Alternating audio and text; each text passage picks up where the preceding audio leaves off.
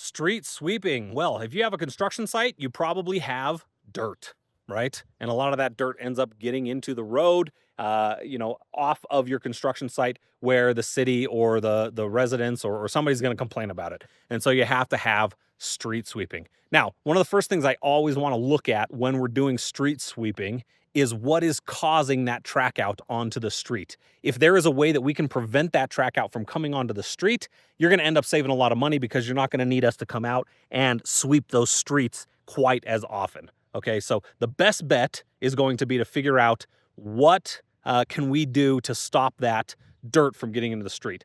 Some of that dirt's still going to get in the street, and you're still going to need to have street sweepers come out and sweep up the streets.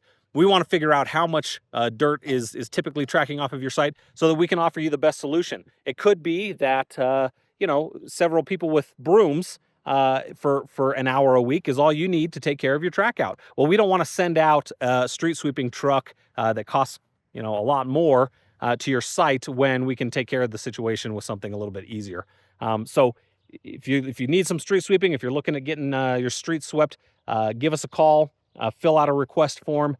We would love to get in touch with you and find out exactly what it is that your project needs. If you need sweeper trucks, we can provide sweeper trucks. If you need something smaller, something a little less expensive, a little more convenient, then we want to take a look at that and give you the best possible solution for your site. All right, so reach out to us, give us contact us via the website, request a bid, or give us a phone call, and we'll set you up. We'll get you hooked up with what you need. Thank you.